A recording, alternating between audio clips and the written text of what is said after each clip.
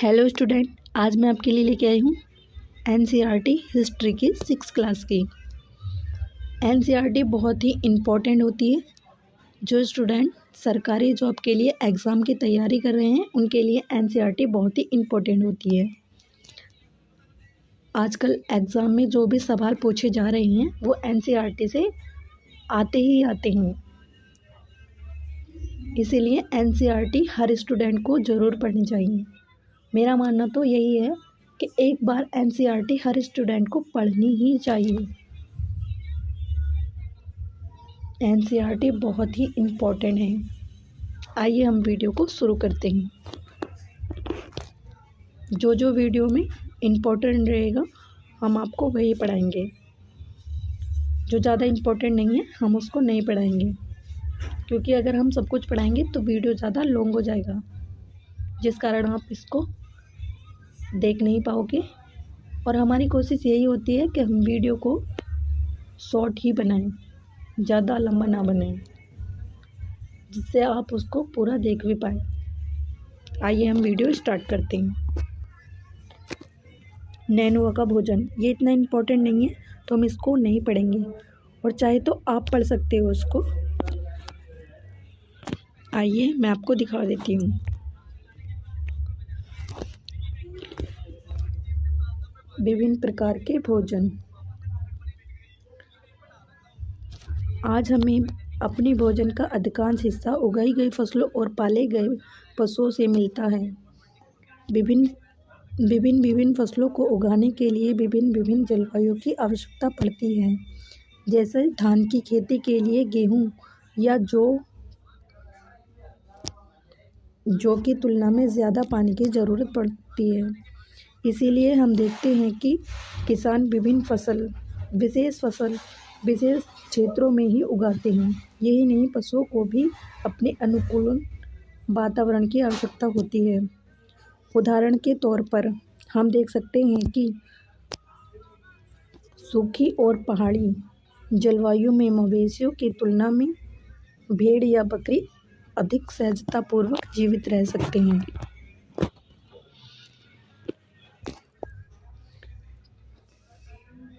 पर जैसा कि तुमने अध्याय 2 में पढ़ा है, स्त्री पुरुषों ने अपने भोजन का उत्पादन हमेशा नहीं किया। आइए मैं आपको पढ़ा देती हूँ।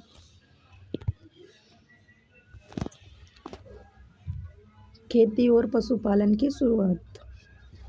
अध्याय 2 में हमने पढ़ा है कि जलवायु बदलती रहती है, साथ ही लोग जिन वनस्पतियों और पशुओं का भोजन के रूप में इस्तेमाल करते हैं वे भी बदलते रहे। लोगों का ध्यान कुछ बातों की ओर गया, जैसा खाने योग्य वनस्पतियाँ कहाँ मिल सकती हैं, बीज कैसे अपनी डंठल से टूटकर गिरते हैं, गिरे बीजों का अंकुरण और उनसे पौधे का निकलना आदि। इसी तरह इन्होंने पौधों की देखभाल करनी शुरू कर दी होगी। चिड़िया और जानवरों से पौधों की सुरक्षा की होगी ताकि वे ठीक से बढ़ सके और उनके बीज पक सके। इस प्रकार धीरे धीरे वे कृषक बन गए होंगे।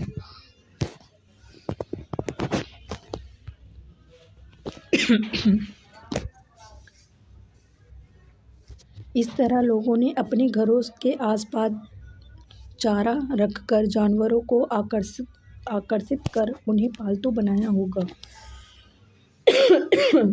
सबसे पहले जिस जंगली जानवर को पालतू बनाया होगा वह कुत्ते का ही जंगली पूर्वज था। धीरे धीरे लोग भेड़, बकरी, गाय और सूअर जैसे जानवरों को अपने घरों के नज़दीक आने को उत्साहित करने लगे। ऐसे जानवर झुंड में रहते थे और ज़्यादातर घास खाते थे। अक्सर लोग अन्य जंगली जानवरों के आक्रमण से उनकी सुरक्षा किया करते थे और इस तरह धीरे धीरे वे पशुपालक बन गए। आइए मैं आपको दिखा देती हूँ बसने की प्रक्रिया। बसने की प्रक्रिया, कैसे लोग बसे होंगे एक स्थान पर। लोगों द्वारा पौधे उगाने और जानवरों की देखभाल करने को बसने की प्रक्रिया का नाम दिया गया। अपनाए गए ये पौधे तथा जानवर अक्सर जंगली पौधों तथा जानवरों से भिन्न होते हैं। इनकी वजह यह है कि बसने की प्रक्रिया की दिशा में अपनाए गए पौधे या जानवरों का लोग चयन करते हैं। उदाहरण के तौर पर लोग उन्हीं पौधों तथा जानवरों का चयन करते हैं जिनके बीमार होने की संभावना कम हो। यही नहीं, लोग उन्हीं पौधों को चुनते हैं जिनसे बड़े दाने वाले अनाज पैदा होते हैं, साथ ही जिनकी मजबूती डंठल अनाज के पक्के दानों के भार को संभाल सके। ऐसे पौधों के बीज को संभाल कर रखा जाता है ताकि फिर से उगाने के लिए उनके गुण सुरक्षित रह सकें।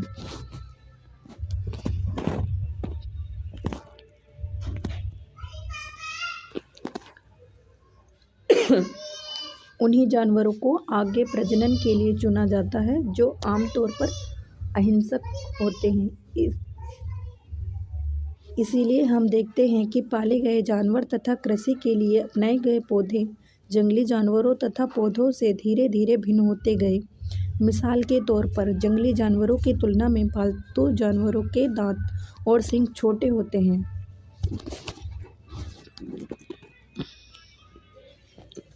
बसने की प्रक्रिया पूरी दुनिया में धीरे धीरे चलती रही है। यह करीब 12,000 साल पहले शुरू हुई। वास्तव में आज हम जो भोजन करते हैं वो इसी बसने की प्रक्रिया की वजह से है। कृषि के लिए अपनाई गई सबसे प्राचीन फसलों में गेहूं तथा जौ आते हैं। उसी तरह सबसे पहले पालतू बनाए गए जानवरों में कुत्ते के बाद भेड़ बकरी आते हैं। तो सबसे पहले जो भी हमारे लिए अनाज उगाया गया था, मतलब सबसे पहले क्या उगाया गया था, जौ होते हैं और गेहूँ पाकिस्तान में उगाए गए थे। ये क्वेश्चन आ सकता है। पाकिस्तान में उगाए गए थे किरथर और सुलेमान पहाड़ी के बीच, पहाड़ियों पर। और सबसे पहले जो जानवर पालतू बनाया गया था वो है कुत्ता। पहले कुत्ता पाला क्योंकि कुत्ता कम खा सकता है और जीवित रह सकता है और सुरक्षा भी उन्हें करता था हर चीज़ से। और फिर उसके बाद गाय बकरी इत्यादि को भी सब पालने लगे।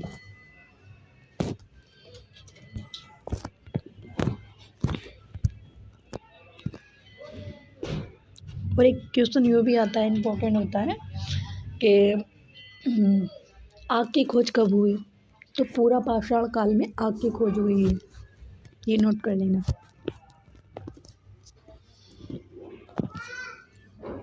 एक नवीन जीवन शैली।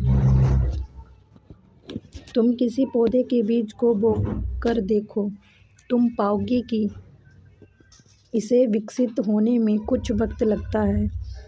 इसमें कुछ दिन, महीने या फिर साल तक लग सकते हैं।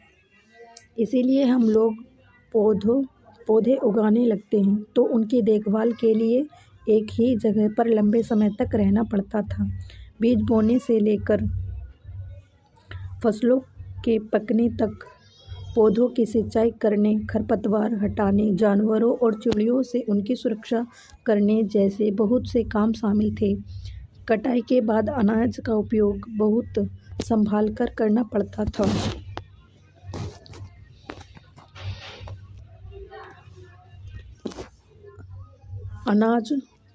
अनाज को भोजन और बीज दोनों ही रूप में बचाकर रखना आवश्यक था।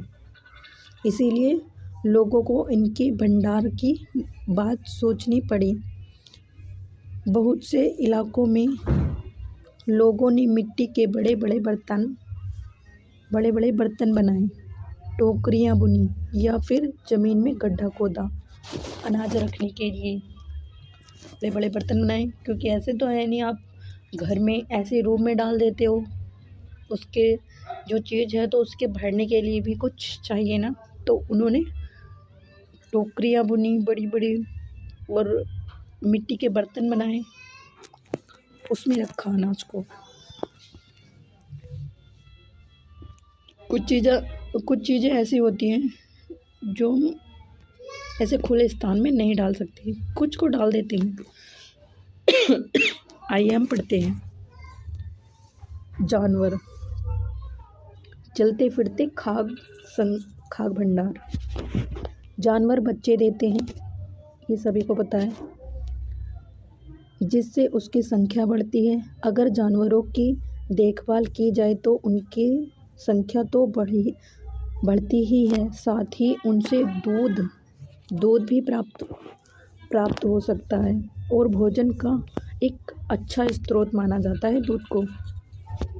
यही नहीं, जानवरों से हमें मांस भी मिलता है, मांस भी खाते हैं लोग। दूसरे शब्दों में पशु पालना भोजन के भंडार का एक तरीका है।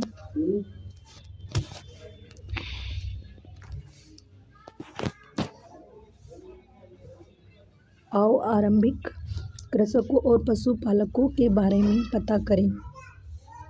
क्या तुम्हें कई नीले वर्ग दिख रहे हैं? ये इसमें मानचित्र में मैं आपको दिखाऊंगी। इनमें प्रत्येक बिंदु उस जगह को दर्शाता है जहाँ पुरातत्वविदों,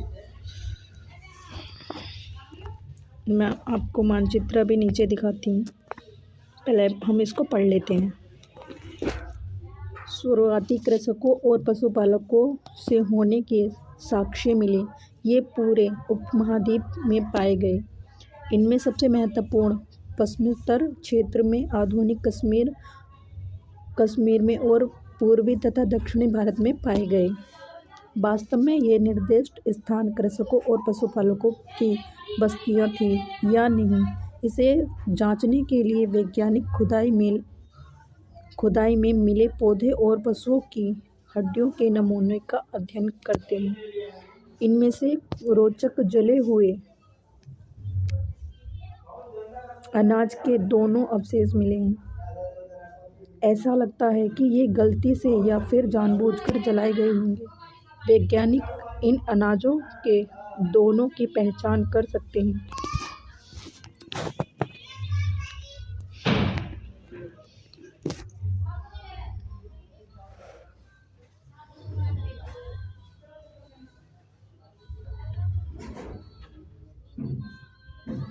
वैज्ञानिक इन अनाजों के दोनों की पहचान कर सकते हैं। इस तरह हमें पता चलता है कि उपमहाद्वीप के विभिन्न भागों में बहुत सारी फसलें उगाई गई होंगी। वैज्ञानिक विभिन्न जानवरों की हड्डियों को भी पहचान कर सकते हैं। नीचे दी गई तालिका में तुम यह जान सकते हो कि कहाँ कौन से पालतू जानवरों की हड्डियों के अवशेष मिले हैं। आइए मैं आपको दिखा देती हूँ। अनाज और हड्डियाँ कहाँ मिले हैं। गेहूँ, जौ, भेड़, बकरी, मवेशी आधुनिक पाकिस्तान में मिले हैं, मेहरगढ़ में। और चावल, जानवरों की हड्डियों के टुकड़े आधुनिक उत्तर प्रदेश में, ये भी कोल्डी हवा में।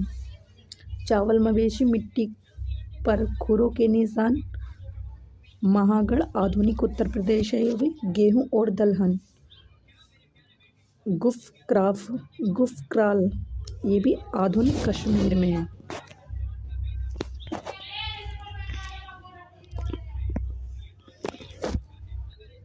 गेहूं और दलहन, कुत्ते, मवेशी, भेड़, बकरी ये काम गुरजोम में आधुनिक कश्मीर में मिले हैं। गेहूं, हरे चने, जौ, भैंस, बैल ये सब चिरांद में आधुनिक बिहार में मिले हैं। ज्वार, बाजरा, मवेशी, भेड़, बकरी, सूअर आधुनिक उत्तर प्रदेश। काला चना, ज्वार, बाजरा, मवेशी, भेड़, सूअर आधुनिक उत्तर प्रदेश।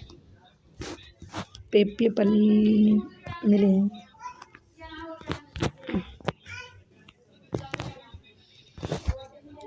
जिन जगहों पर अनाज तथा हड्डियों के अवशेष मिले हैं, ये उनमें से सिर्फ कुछ ही हैं। तो सारे तो आपको नहीं बताए गए, यहाँ पे इम्पोर्टेंट आपको दिए गए हैं जो आप पढ़ सकते हैं। आइए मैं आपको और दिखा देती हूँ।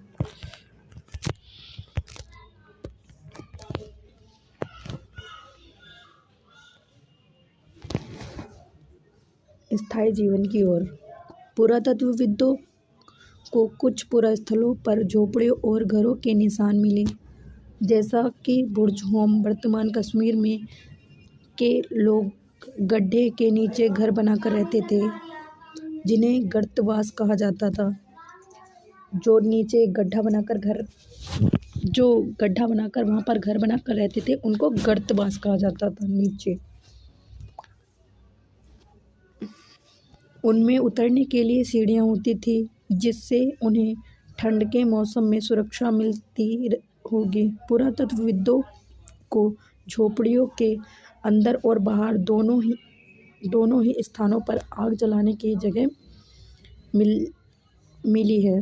मतलब घरों में भी जलाते थे और अंदर भी जलाते थे। ऐसे लगता है कि लोग मौसम के अनुसार घर के अंदर और बाहर खाना पकाते होंगे।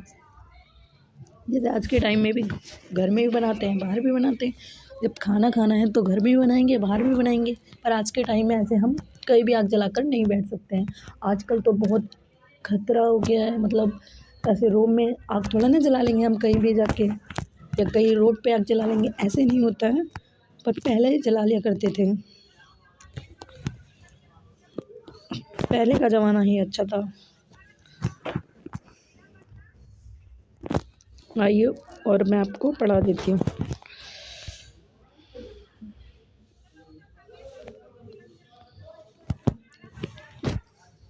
बहुत सारी जगहों से पत्थर के औजार भी मिले हैं, जिनमें से कई ऐसे हैं जो पूरा पाषाणी युगीन उपकरणों से भिन्न हैं। इसलिए हमें नवपाषाण युग का माना गया है, जिनमें वे औजार भी हैं जिनकी धार को और अधिक पेना करने के लिए उन पर पॉलिश चढ़ाई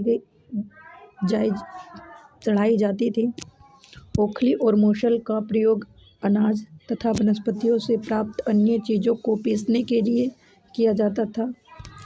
आज हजारों साल बाद भी ओखली और मूसल का अनाज पीसने के लिए किया जाता है।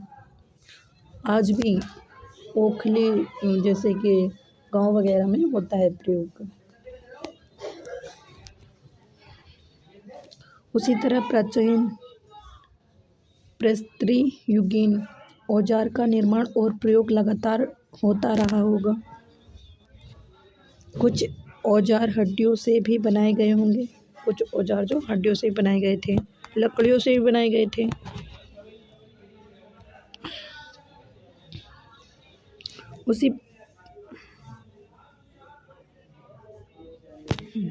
ये देखिए, मैं आपको ये औजार दिखा देती हूँ। ये पहले के औजार हैं, नवपाषाण युग के। नवपाषाण बोलो या पूरा पाषाण बोलो, नवपाषाण युग के कुछ उपकरण हैं। ये हैं, इनकी तुलना पृष्ठ 13 अध्याय 2 पर दिए गए उपकरणों से करो, जिन्हें इनमें क्या क्या समानताएं और भेद दिखाई देते हैं। हमें तो इनमें वैसे कोई भेद नहीं दिखाई दे रहा है। आपको लग रहा है ऐसे ही है, मोटे मोटे पत्थर। फिर भी चलो पढ़ लेते हैं, आगे देखते हैं क्या भेद है। नवपाषाण युग के पुरास्थलों से कई प्रकार की मिट्टी के बर्तन मिले हैं। अध्याय 2 में आपने पढ़ा होगा। कभी कभी इस पर अलंकरण भी किया जाता था। बर्तन का उपयोग चीज़ों को रखने के लिए किया जाता होगा। ये देखो, ये मिट्टी का घड़ा है। इसको क्या बोलते हैं? मेरे को याद नहीं आ रहा है अभी। मन का बोलते हैं इसको, रखने के लिए किया जाता था। आइए पढ़ते हैं। धीरे धीरे लोग बर्तनों का प्रयोग खाना पकाने के लिए भी करने लगे। चावल, गेहूं तथा दलहन जैसे अनाज अब आहार का महत्वपूर्ण हिस्सा बन गए थे। इसके साथ साथ अब लोग कपड़े भी बुनने लगे। इसके लिए कपास जैसे आवश्यक पौधे उगाए जा सकते थे।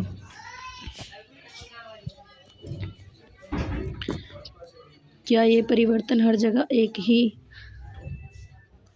ही साथ आए होंगे? ऐसी बात नहीं है। एक तरफ जहाँ कई जगहों पर स्त्री पुरुष शिकार और भोजन संग्रह करने का काम करते रहे, वहीं अन्य लोगों ने और हजारों सालों के दरमियान धीरे धीरे खेती और पशुपालन को अपना लिया होगा। ऐसा थोड़ा ना है, जैसे कोई पहले एक सीखेगा फिर दो सीखेगा, चीज़ बढ़ती बढ़ती तो बढ़ेगी ना। ऐसे थोड़ा ना कि एकदम से सब में यानी कि आके बम यार फट गया, वो ऐसे नहीं होता है। धीरे धीरे ही तो चीज़ सब सीखेंगे। पहले एक नहीं करा, फिर दो नहीं करा, फिर 4 नहीं करा, फिर 8 नहीं करा। ऐसे ही होता है, पहले भी ऐसे ही होता है। आइए पढ़ते हैं।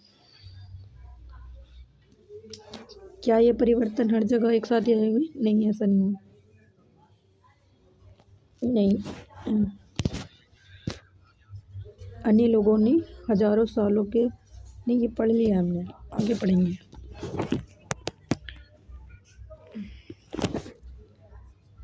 अन्य रीति रिवाज। पुरातत्वविद बहुत स्पष्ट रूप से इस बारे में कुछ नहीं कह सकते। विद्वानों ने ऐसे किसानों का अध्ययन किया जिनमें प्राय कृषक और पशुपालक समूह में रहते हैं। उन्हें जनजाति कहते हैं। विद्वानों ने पाया कि ये लोग कुछ ऐसे रीति रिवाजों को मानते हैं जो संभवतः सबसे पहले ही प्राचीन रहे हैं।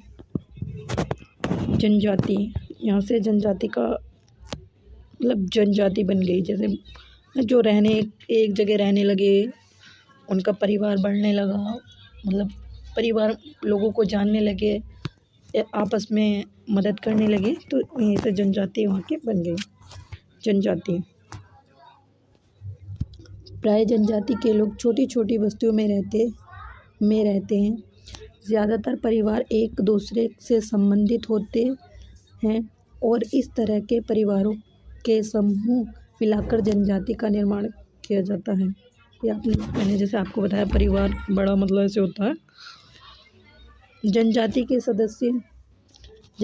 सदस्य शिकार, भोजन संग्रह, खेती, पशुपालक और मछली पकड़ने जैसे पेशे अपनाते हैं। अक्सर महिलाएं खेती का सारा काम करती हैं, जिनमें जमीन तैयार कर बीज बोने, पौधे की देखभाल करने से लेकर फसल काटने तक का काम शामिल है। बच्चों पौधों की देखभाल करते हैं और चिड़ियों और जानवरों को दूर भगाते हैं ताकि वे पौधे और फसलों को नुकसान ना पहुंचा सकें। महिलाएं अक्सर फसल दावकर अनाज कूटती पीसती हैं। पुरुष आमतौर पर पशुओं के बड़े झुंडों को चराते हैं, जबकि बच्चे छोटे छोटे झुंडों को यहाँ जानवरों की सफाई तथा दूध निकालने का काम स्त्री पुरुष दोनों मिलकर करते हैं। इसी तरह दोनों मिलकर बर्तन बनाने, टोकरियाँ बनाने, औजार तथा झोपड़ियाँ बनाने का काम भी साथ साथ करते हैं।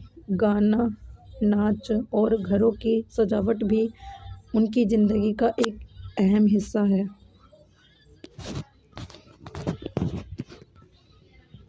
पहले भी नाच गाना मतलब जैसे कोई गाने गाते थे, जैसे आप आगे चल के पढ़ोगे 9th क्लास में और आगे, आज भी कुछ लोग हैं जो फसल बोते हुए गाना गाते हैं, फसल काटते हुए गाना गाते हैं। पहले ये सब पहले भी होता था।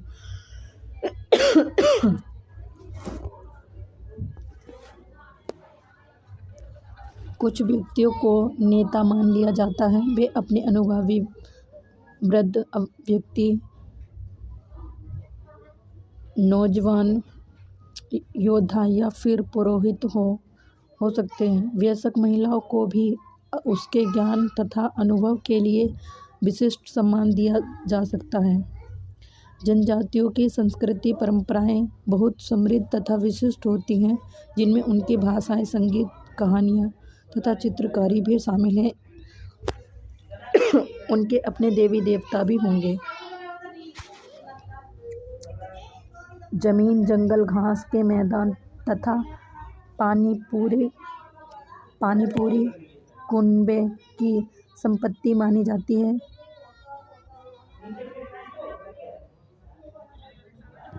जिनका उपयोग सभी एक साथ करते हैं, जिनमें गरीब और अमीर के बीच कोई खास अंतर नहीं होता।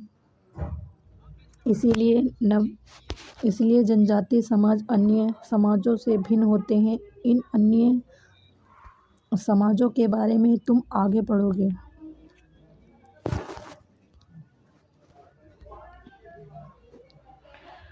ये बहुत ही इम्पोर्टेंट है, जो मैंने आपको पढ़ाया उसको अच्छे से पढ़ना।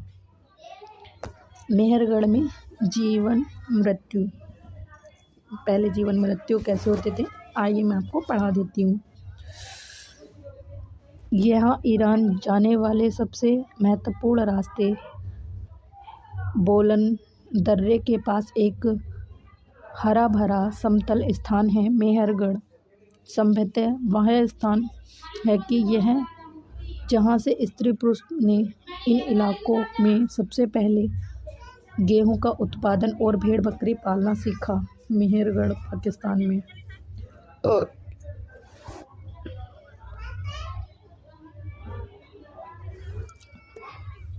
यहाँ खुदाई में सबसे पहले स्तरों से पुरातत्वविदों को विभिन्न प्रकार के जानवरों की हड्डियाँ मिली, जिनमें हिरण तथा सूअर जैसी जंगली जानवरों की हड्डियाँ भी शामिल हैं।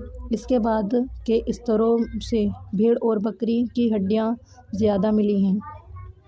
उसके ऊपर ज़्यादातर मवेशी की भी हड्डियाँ मिली हैं।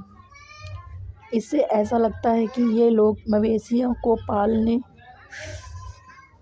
लगे थे। गांवों की यह विशेषता कि वहां रहने वाले अधिकांश भोजन उत्पादन में लगे होंगे।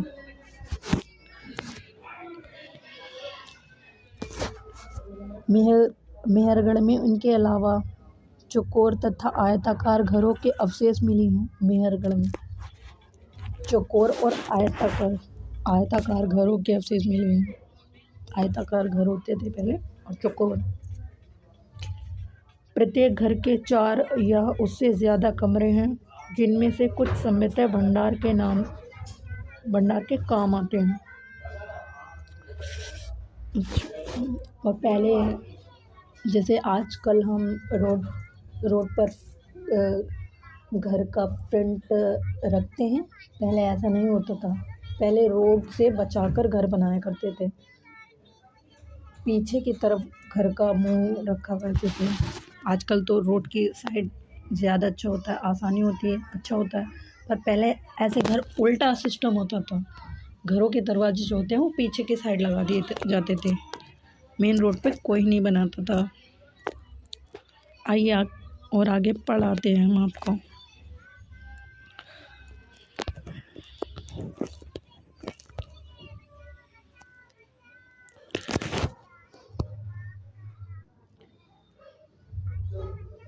पहले और बाद के स्तर।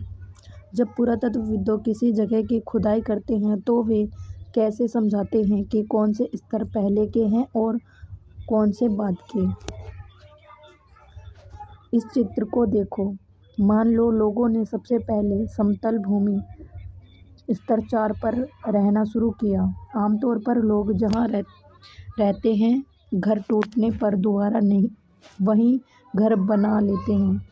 टूटे फूटे सामान और कूड़ा करकट भी घरों के आसपास जमा होते रहते हैं। इन कारणों से बस्ती की ज़मीन धीरे धीरे ऊंची होती है और फिर सैकड़ों सालों के बाद वहाँ एक टीला बन जाता है। इसीलिए जब टीले की खुदाई की जाती है तो उसका सबसे निचला स्तर सबसे पुराना होता है और इसके बाद के स्तर बाद के युगों के होते हैं। यही ऊपरी तथा निचले स्तर आमतौर पर स्तरों के रूप में जाना जाता है। तो आज भी देख लीजिए, जैसे हम कोई चीज़ खोदेंगे, कोई परत है 7 लेयर की, तो हम जैसे उसको फाड़ते हैं तो पहले पहली लेयर फटती है, फिर दूसरी फटती है, जो हम सब लास्ट में रखेंगे तो वो लास्ट में फटेगी। वो यहाँ पे समझाया गया है।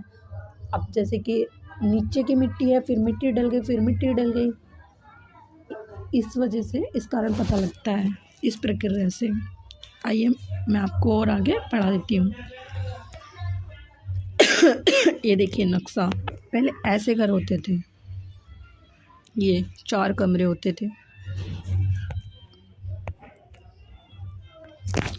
मृत्यु के बाद सामान्यतः मृतक के सगे संबंधी उसके प्रति सम्मान जताते हैं।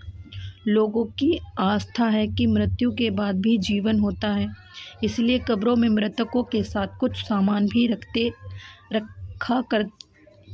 रखे जाते थे। मेहरगढ़ में ऐसी कई कब्रें मिली हैं। एक कब्र में एक मृतक के साथ एक बकरी भी दफनाई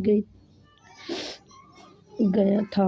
संभवतः इस परलोक में मृतकों के खाने के लिए रखा गया होगा। पहले ऐसा होता था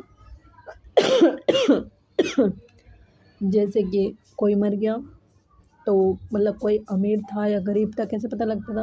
क्योंकि जो बेचारे मतलब गरीब रहे होंगे तो मतलब कम सामान उन्होंने दबाया, और जो राजा महाराजा तो उनके साथ बहुत सारे सामान दबाए होंगे नीचे। तो खाने का सामान उमान जेवरात ऐसा कुछ रखते थे कि उन्हें ऊपर जाके काम आएगा। जिंदे कोई दफना दिया, जैसे कोई किसी ने कुत्ता पाल रखा है, वो मालिक मर गया तो उसको कुत्ते को भी वहीं उसके साथ दफना दिया जाता था। ऐसा पहले करते थे, बहुत पहले। आइए मैं आपको पढ़ा देती हूँ।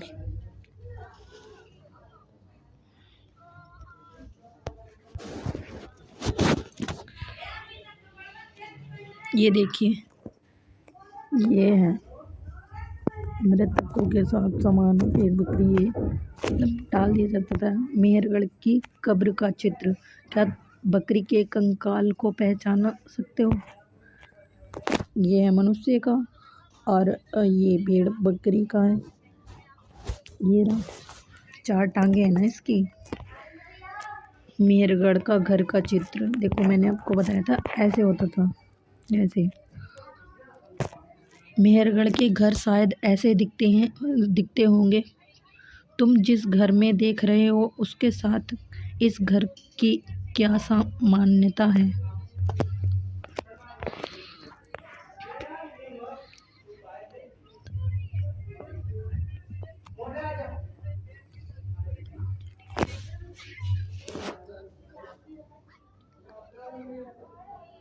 दाहोजली हेडिंग ढूंढो। यहाँ पूरा स्थल चीन और म्यांमार की ओर जाने वाले रास्ते ब्रह्मपुत्र की घाटी की एक पहाड़ी पर है। यहाँ खरल और मूसल जैसे पत्थरों के उपकरण मिले हैं, जिससे पता चलता है कि यहाँ लोग भोजन के लिए अनाज उगाते थे। साथ ही यहाँ जेडाइट पत्थर भी मिला है। जेडाइट पत्थर, संभवतः यह पत्थर चीन से आया होगा। इसके अतिरिक्त इस पुरास्थल से कास्ट ठास्म, अति प्राचीन लकड़ी जो सख्त होकर पत्थर बनाई गई है। इसके औजार और बर्तन भी मिले हैं।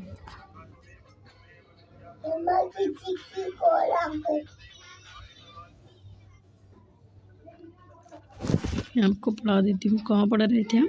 ये रहे। इसमें पता चलता है कि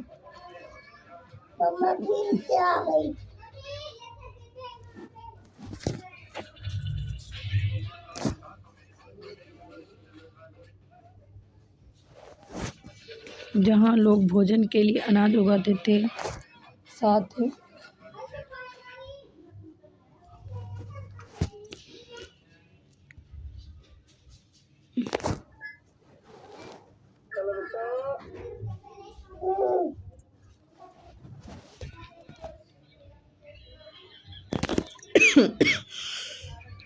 सॉरी, कुछ काम में आ गया था, मैं वहाँ चली गई थी, 1 मिनट।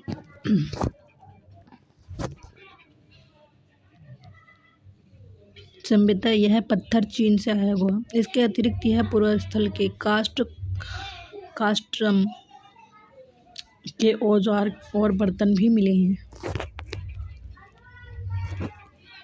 अन्यत्र में, अब आइए हम अन्यत्र में पढ़ेंगे। अन्यत्र एटलस में तुर्की को ढूंढो। नवपाषाण युग के सबसे प्रसिद्ध पुरास्थलों में एक